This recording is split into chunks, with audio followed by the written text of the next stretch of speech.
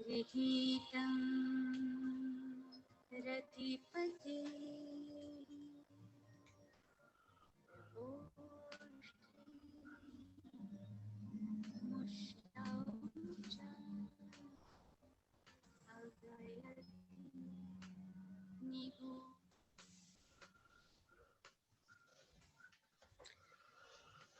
Good morning, everybody.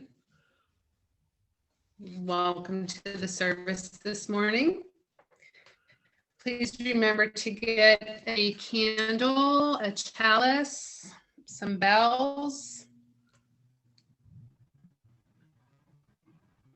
and we're going to get started in just a moment.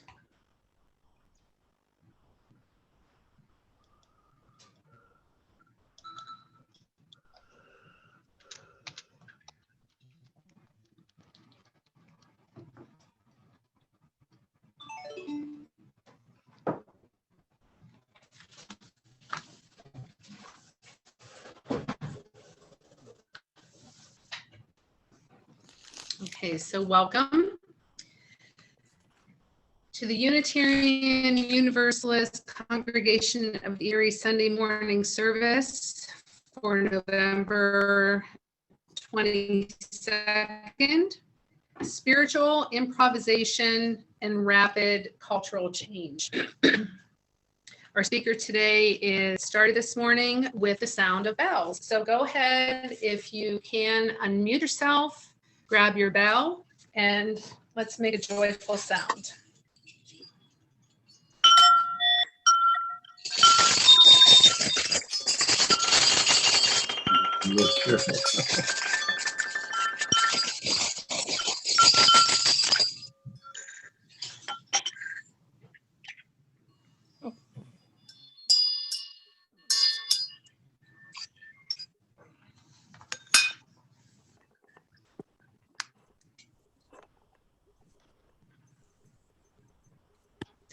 All right, thank you.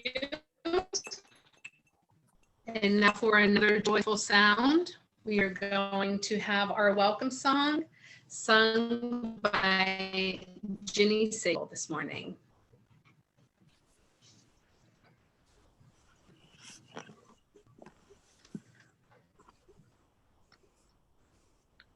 Should I sing? Yes. Oh.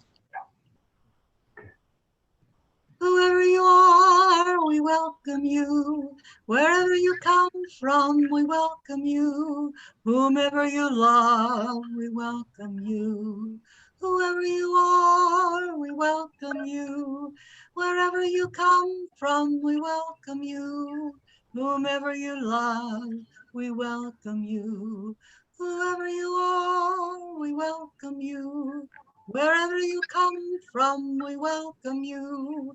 Whomever you love, we welcome you.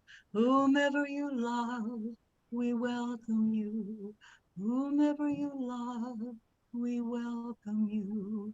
Whomever you love, we welcome you.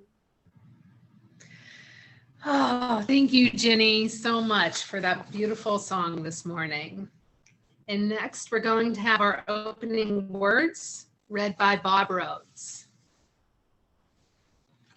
How short the daylight hours have now become. How gray the skies, how barren seem the trees. But there is that in me which reaches up toward light and laughter, bells and carolers, and knows that my religious myth and dream of reborn joy and goodness must be true. That light returns to balanced darkness, life surges in the evergreen and us.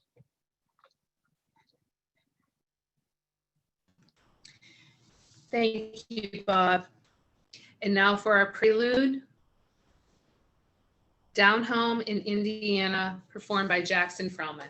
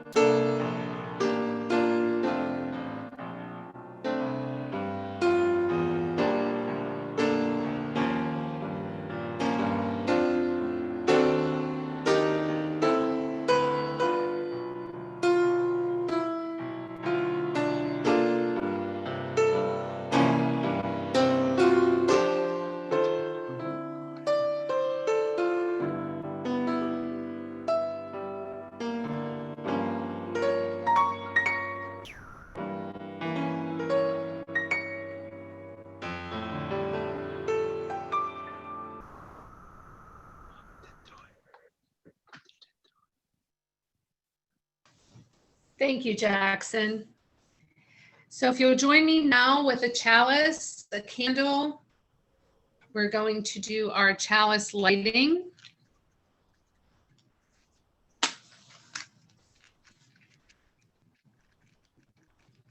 The words are from Christine Robinson.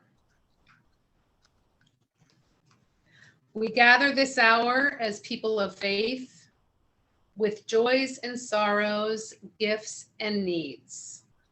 We light this beacon of hope, sign of our quest for truth and meaning, in celebration of the life we share together. And now we're going to have our bonds of union with Danae Foltz.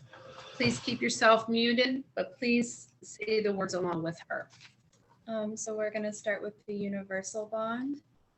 We are Unitarian Universalists, a people of open minds, loving hearts, and welcoming hands. We care for the earth, and each other. And I will move on to our 1898 bond. We unite ourselves together for the study and practice of morality and religion, as interpreted by the growing thought and noblest lives of humanity, believing that we may thereby prove helpful one to another and promote the cause of truth, righteousness, and love in the world.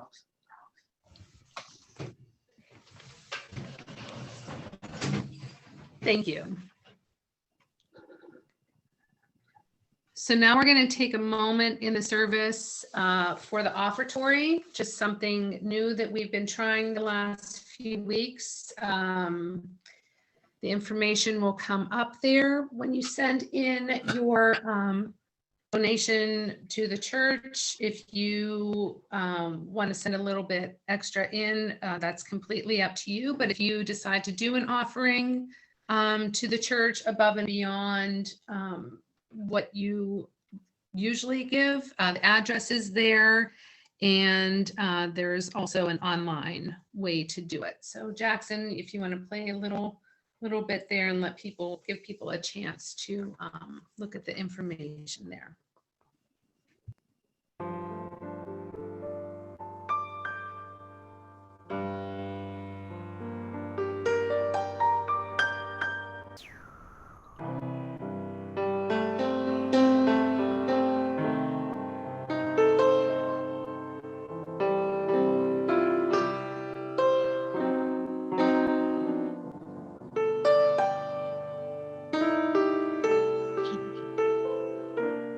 Thanksgiving.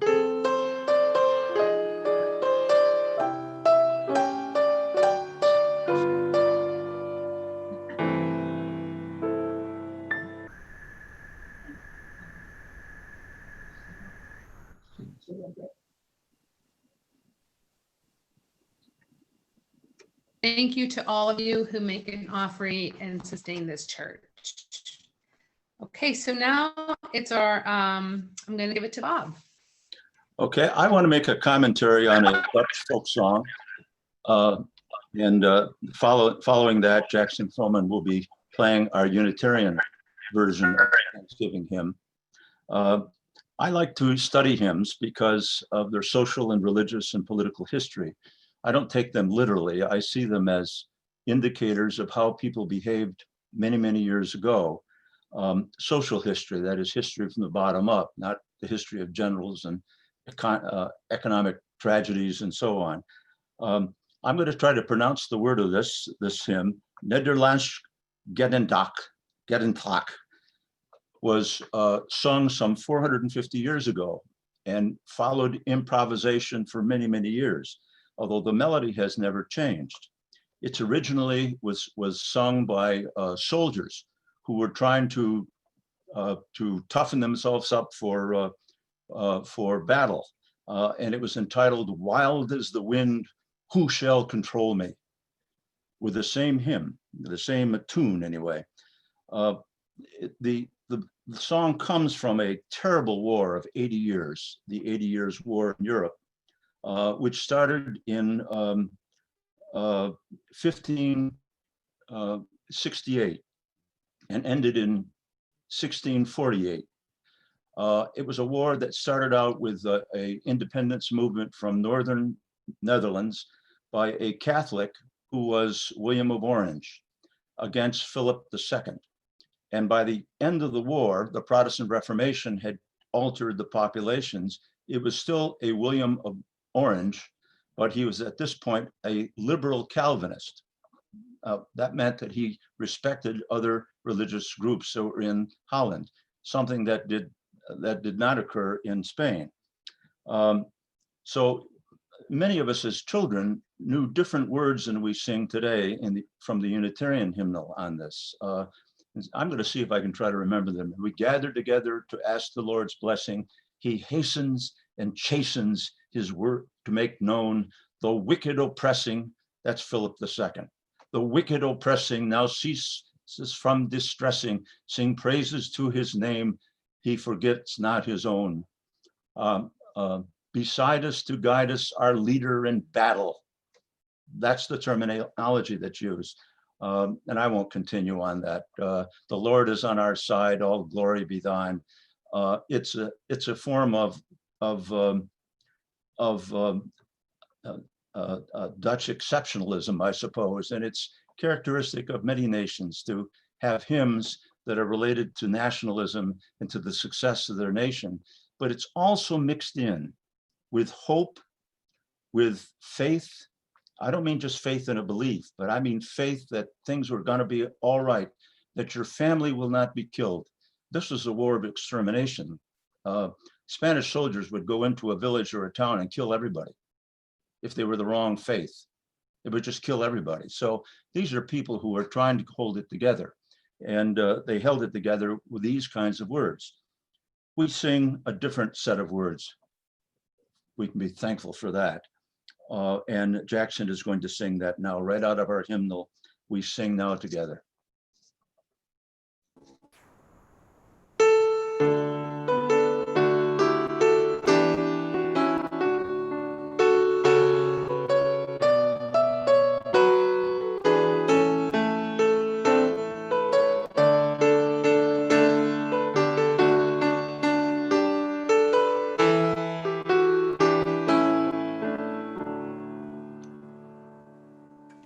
We sing now together our song of thanksgiving, rejoicing in goods which the ages have wrought, for life that enfolds us and helps and heals and holds us and leads us beyond the goals where was once sought.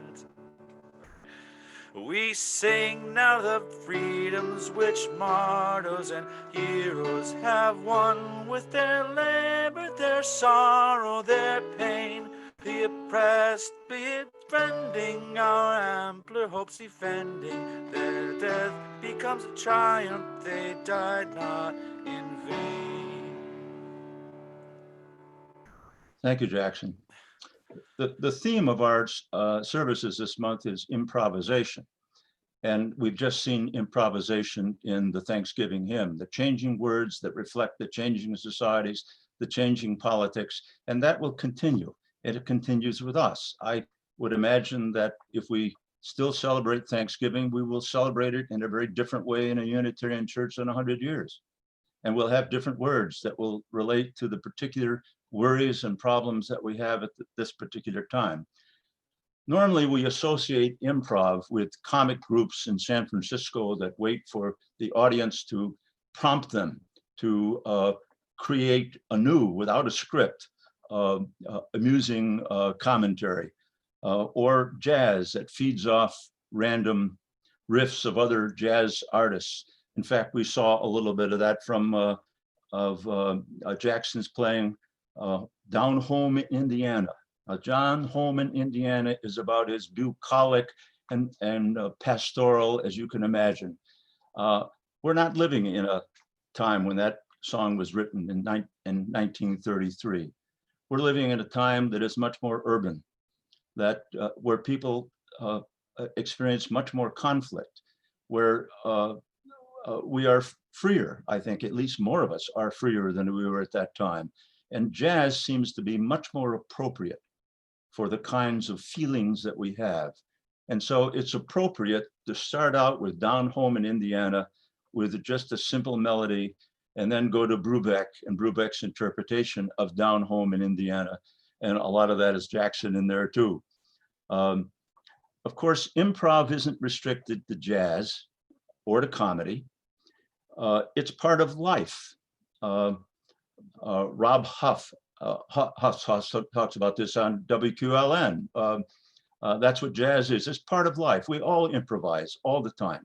We have new problems that arise, and we have new solutions that are necessary for those new problems. Religious communities improvise fresh ways to reach challenging, changing populations. Certainly this congregation has. And music is one of the ways we reach out. Many of the hymns we sing originate from folk music. Historically, hymn and folk music, folk singers constantly improvise. We see this in our traditional Thanksgiving song that Jackson has just played. There's a paradox, however, to improvisation. Just as improv gets us outside standard rules, it must lead at some point to newly accepted rules and identities. If not, there's no tempo, there's no meter, there's no melody, there's no storyline, no dramatic conclusion, no relationship to us, and no religious relevance. I want to give 4 examples of the paradox from folk music, hymns, and drama. We'll start with Tom Stoppard's one-act play, The Real Inspector Hound. Now, I know some of you have probably been in that musical, or you have directed that musical, or at least you're aware of the musical, but it's zany, so I'm going to explain a little bit of it. Stoppard's Hound is a parody on full of themselves theater critics and on Agatha Christie formulaic murder mysteries, which I happen to love, but I'll live with it. The play opens with a dead body alone in the center of a stage. 2 critics are sitting in front of the stage, pontificating about the play. When the actors appear on the stage, they engage in dialogue about an escaped mad killer and finally see the body. They leave the stage looking for the killer. In the quiet, a phone rings with no one answering because there's no one on the stage. One of the critics, exasperated with the ringing, leaps upon the stage and answers the phone and enters the play. A play within a play. To add to the confusion, the original actors, see, there are critics, there are murderers, there are lovers, and there's Inspector Hound. Switch roles from the beginning of the one-act play to the end. I know I was in one of these plays, and I was a critic, I was a lover, and then I was Inspector Hound. In the midst of this confusion, when you're repeating the same words as somebody else repeated earlier in the play, one of the actors mistakenly started to recite the lines for his future character too early. Everyone on stage was confused, but one of the principal actors realized it and improvised the lines, made them up to get the actor back to his assigned role. The improvisation went on for about 3 minutes. The mistaken actor finally realized what he had done and returned to the original script. The audience had no idea what had happened. The chaos ended. Resolution. The improvisation led us back to roles that made sense in the play, relationships that had been broken, just as jazz can bring us back to our humanity after experiencing life that is no longer bucolic. We jazz the rhythm, change the notes, and sometimes alter the words, but the emotional pull of home is still there. And we feel it especially on this Sunday before Thanksgiving in a time of COVID. A second example from museum theater. You may have witnessed actors in costumes in playing a historic a character during a particular historical period. No script, but plenty of insightful teaching for a museum visitor about the values and behavior of common people in the past. I remember such a teaching moment at a place called Conner Prairie, an outdoor museum in a small village in Indiana, restored to 1836. It was Christmas in real time, about 1981, when Carol and I were there. And in the museum, the actors were in one cabin. In one cabin were 1836 Presbyterians. Now, I don't mean anything nasty about Presbyterians. It could have been Unitarians. It could have been a lot of other folks in 1836. A dour-looking, appropriately costumed young man is sitting in front of his fireplace when a group of museum visitors enter. He's cheerfully asked by a somewhat naive visitor, "And how will you celebrate Christmas?" And he answers, his improv response is, "Celebrating and drinking for Christmas is the devil's work. Erecting trees and burning candles is Catholic idol worship that mocks the spirit of the Lord." This was the view of many Americans in 1836. We didn't celebrate Christmas until well after Dixon's. In fact, well after Queen Victoria started to celebrate Christmas. The young man continued, "Next door, there's idol worship and blasphemous singing and drinking on a day that should be solemn." Well, what he said about next door seemed particularly interesting to Carolyn and I. So we moseyed over there. We were greeted by a scene out of Dickens. Lots of mulled cider, whiskey, lots of meat and baked apples. This was the Anglican house in 1836, where singing Christmas carols around a clavichord was boisterous and joyful. The singing was polyphonic. That means human beings are harmonizing.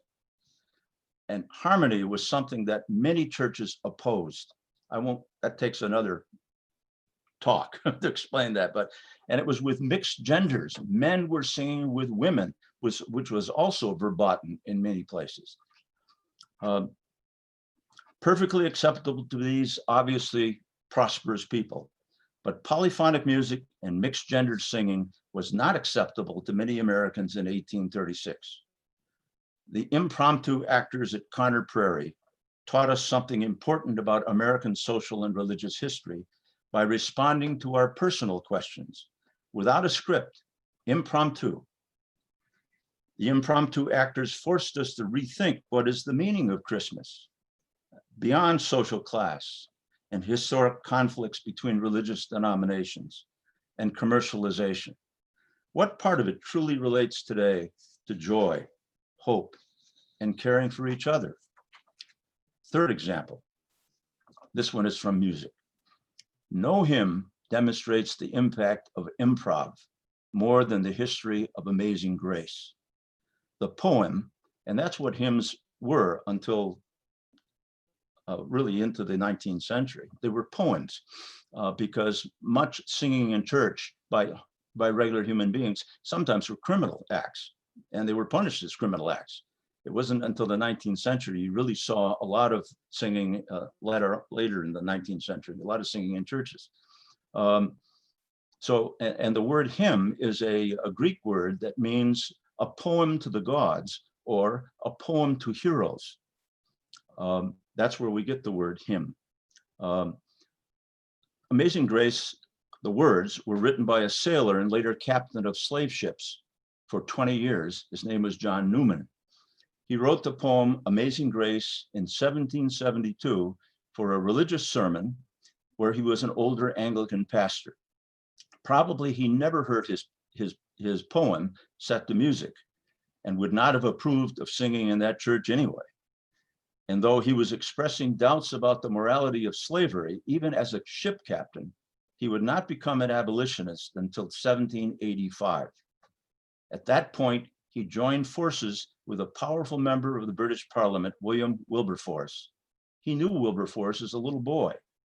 The mature Wilberforce and the elderly former slave captain formed a successful alliance that ended the international slave trade in the British Empire in 1807.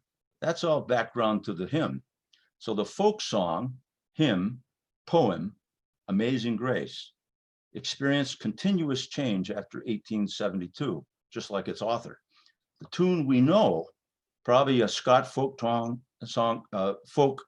tune called New Britain, would not be attached to the poem until it appeared in William Walker's Southern Harmony in 1835. That's almost 50 years after it was written. It became a favorite hymn of Afro-Americans throughout the 19th century, with rhythms quite different, using long eights. A long eight is a measure that where you're almost moaning or you are chanting and somebody else would come in with harmony. It became its phrases, amazing grace, how sweet the sound that saved the wretch like me, took on a very different meaning throughout history, yet spoke to something in us that was universal about suffering, hope, and redemption. In fact, that phrase was written, the whole poem was written after Newman was in a shipwreck off the coast of Ireland about, I think it was 1746, something like that. And he wrote that hymn. He didn't write that hymn to end slavery. He wrote that hymn that God had saved them on the shipwreck. And the meaning changes as we go through history, just as the Thanksgiving hymn changed as we go through history. We become part of the hymn, and the hymn becomes part of us. Marian Anderson sang it in the Lincoln Memorial in 1939, after the Daughters of American Revolution denied her the use of Constitutional Hall, which they owned, because she was Black. The poem, written to thank God for being saved from a shipwreck, was destined to become an anthem in the Civil Rights Movement. Judy Collins recorded Amazing Grace in 1985, and shortly after, Pete Seeger, Bob Dylan, and dozens of others began to record this once obscure hymn as it entered popular culture. The historical twists and turns for 240 years of Amazing Grace, with its themes of suffering, thankfulness, hope, and redemption, reflected adaptations necessary to spiritual growth and understanding. If you can take another example, fourth example, this is also it's a mix of literature and music. In the 18th and early 19th centuries, 95% of all Americans lived on isolated farms. Most of them were subsistence farmers. They had little social life. There were few churches and schools. To break their loneliness, many took lessons from itinerant music teachers and met in homes or camped for a week or so with hundreds, sometimes thousands, of others in forest clearings to sing shape note hymnals and folk songs they had been taught. In slaveholding areas, they would bring their slaves. The songbooks originally assumed only men would sing, as was the custom in choirs or congregational singing. The tenor section always had the melody, not the soprano section, unlike today. But the alto and soprano parts were difficult for men, to say the least. So they started to improv, allowing women to sing the high parts and slaves to sing all the other parts. The improv began to alter racial and gender social structures of the 18th century, democratizing the culture and changing the meaning of the hymn as they did so.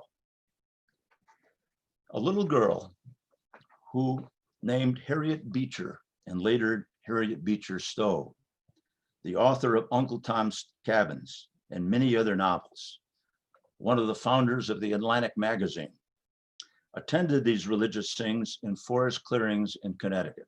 Oh, it would have been about 1820, 21. One of the folk songs she and other children would sing was of a real sinning pirate named Captain Kidd. He's a real character, real person in history. Hung in 1701 in London. Let me say something about hangings in London. They were like carnivals. Thousands of people came out to see the hanging of a famous criminal, if he was a criminal. Kidd was probably innocent, but and they wanted to see how he'd behave before he got hung. So he'd be carried in a cart toward the gallows, and the women would blow kisses, and he'd blow them back as if he was just a local lover. and that he'd be hung. And they would have lunch, and they'd spread out their children on a cloth, and they would also purchase folk songs. They were called broadsides, penny apiece. And probably, we don't know this for sure, but probably the Ballad of Captain Kidd was one of them. Well, that ballad, okay, my phone is ringing here. That ballad continued on to the forest clearings that I was just talking about, and they would sing that ballad as an example of a sinner. Captain Kidd, this man, let me give you some of the words of Captain Kidd. My name is Captain Kidd as I sailed, and God's laws I did forbid, and much wickedness I did as I sailed, and more wickedness I did as I sailed.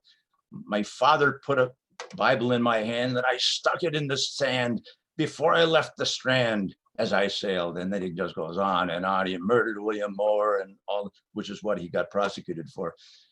And you can imagine these little kids who are restricted to sing most of these religious songs, all of a sudden are told, okay, sing the Captain Kidd ballad. Wow, did they love that lurid song. They would just exude happiness as they're singing about this evil man. And then they were supposed to sing corrective hymns out of the shape notebooks and that they had at that particular time. That was the character. That's not a technique that is lost today, where you have evil that is being discussed, and then there's a redemption of some kind by singing other hymns.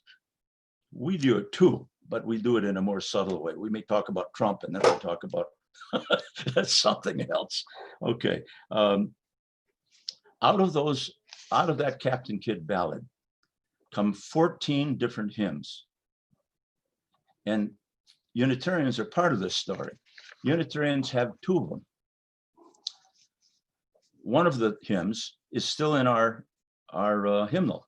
It's called "What Wondrous Love Is This." Now the tune isn't exactly the same, but it is structurally the same. The rhythm is exactly the same as Captain Kidd. So it's "What wondrous love is this, oh my soul, oh my soul. What wondrous love is this, oh my soul." That's in our hymnal. And the Captain Kidd ballad goes, "My name is Captain Kidd, as I sail, as I sail. My name is Captain Kidd, as I sail. My name is Captain Kidd, and God's laws I did forbid, and much wickedness I did as I sail," and so on. So it's very, very similar. The other hymn, which was beloved by Unitarians in 1800, very popular hymn, had no hell and damnation in it, no scaring of children, but it was a hymn out of the Enlightenment that treated human experience with nature as an encounter with God, not the devil. Our original Puritans thought that the devil were the Indians, and the devil's lair were the forests that they had to knock down. So not the devil. It reflected science, especially physics. We adopted, improvised. Its melody and beat is identical to the Kidd song, although sung more slowly. Here is Brian Head to sing the 1800 hymn, "To All the World Below." And notice the script, notice the words. Brian?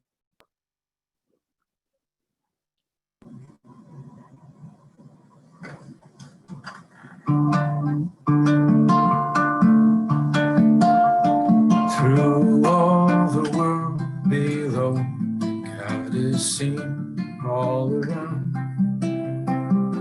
Search hills and valleys through, there he's found. The growing of the corn, lily and the thorn, the pleasant and forlorn, all declare God is there. In meadows resting green, God is seen. See springing waters rise, fountains flow, rivers run. Mist that veils the sky hides the sun. And doth call, the ocean it doth roar, and beat upon the shore, and all praise in their ways the God who ne'er declines his design.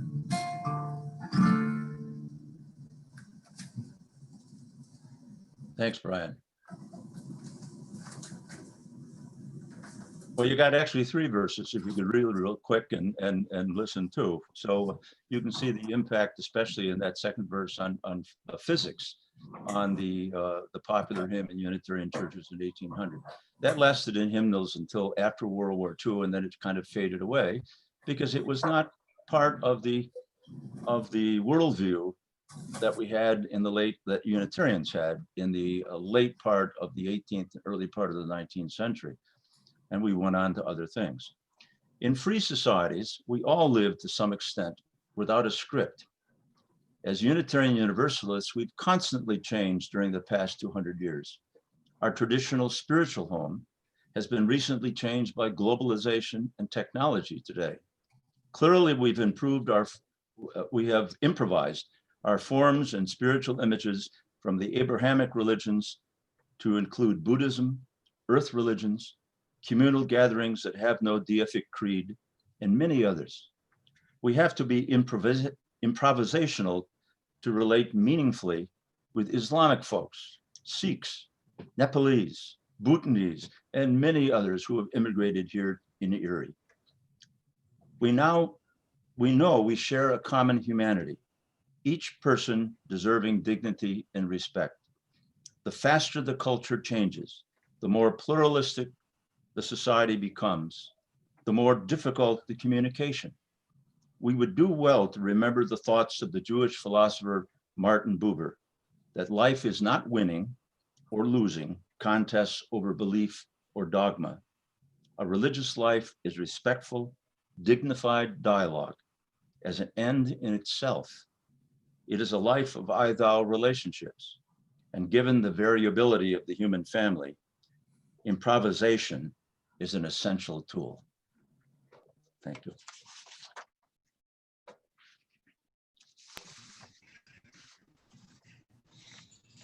We go to joys and concerns, I think, now. Yes, thank you, Bob, so much for that wonderful sermon. And it is time now for our joys and concerns. Please use the chat box to share some thoughts about how you're feeling. And it is important not to respond directly to anyone's entry. Let us simply bear witness and hold space for each other. There'll be a musical meditation followed by a video for reflection.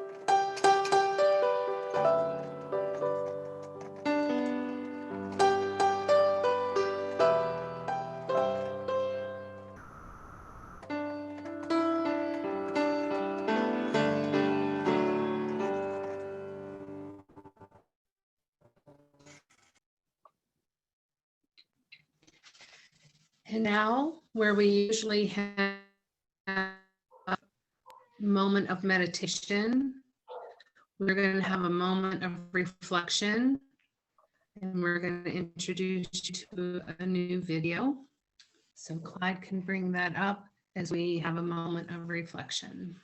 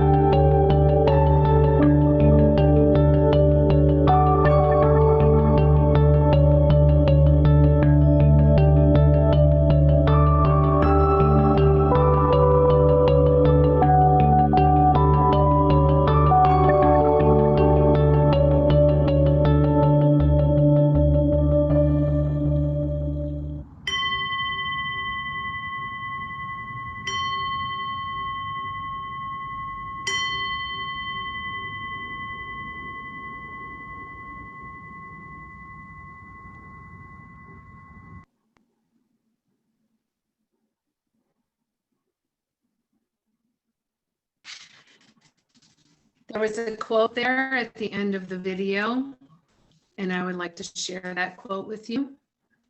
Across the distance, the light from within me shines, sending love to all.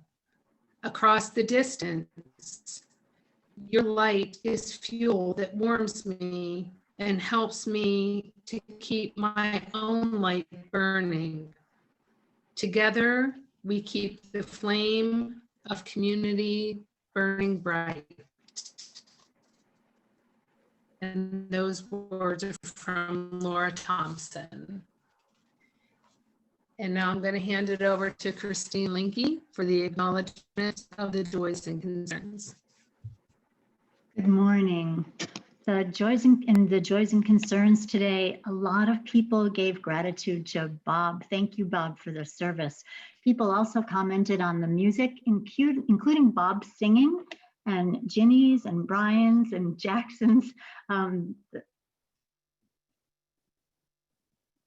People love that, and that was really great.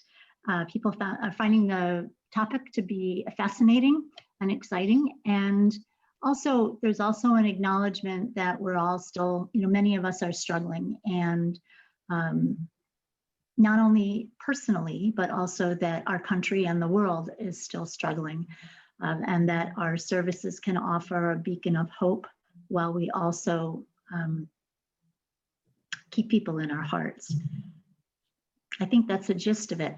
Kat also wanted people to know that Great Big Skies version of Captain Kidd is available on the internet, and that link is in the Joys and Concerns if someone wants to see it. Thanks. Thank you, Christine. And now for our closing words with Bob. This is from T.S. Eliot, who can be very obscure, but let me try to explain it a little bit because it relates to what I'm trying to talk about. We all want to have faith. We all need hope. We all need to bind together with communities, especially at this particular time. And so when T.S. Eliot talks about what we call a beginning is often the end, he's talking about the difficulty that people have in expressing these kinds of things and being this way, but we can improvise. We can go from the end to a new beginning. And then as we go to another beginning, we find out that where we started was very similar to where we ended up, except we have hopefully come closer to a useful faith, a useful set of beliefs, a useful community that is not destructive. And I found it very relevant to what I was talking about. So these are the closing words. What we call a beginning is often an end. and to, I'm sorry, is often the end. And to make an end is to make a beginning. The end is where we start from. We shall not cease from exploration, and the end of all our exploring will be to arrive where we started and know the place for the first time.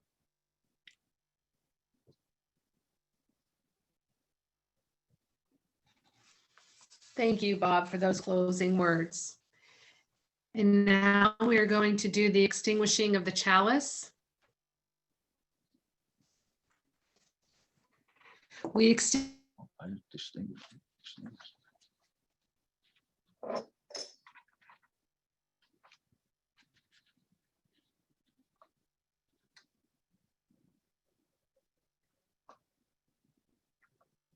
Gonna play our postlude. Nice work if you can get it.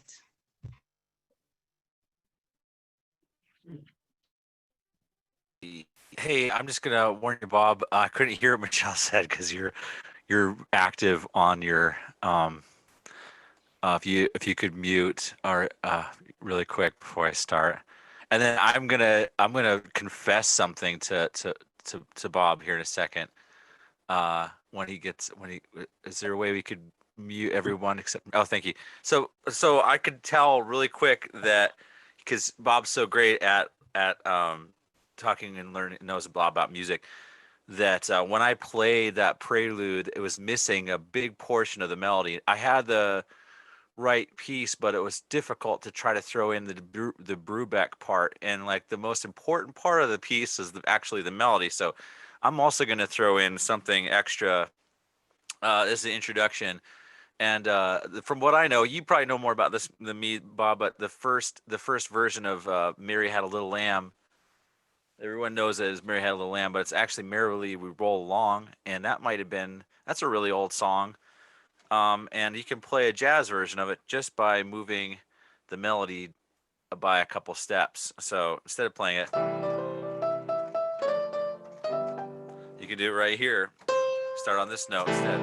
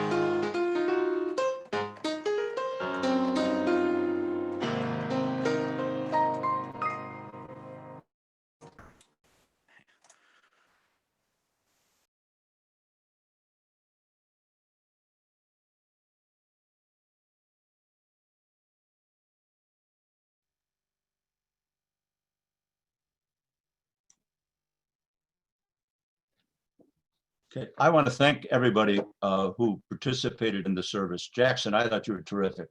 I wanted to thank Jenny and Michele and Jackson and Brian and Dixie and Annette. And Jenny. I mentioned Jenny. She was first. And Christine and Clyde. Thanks to all who helped an old man like me who has no idea how to operate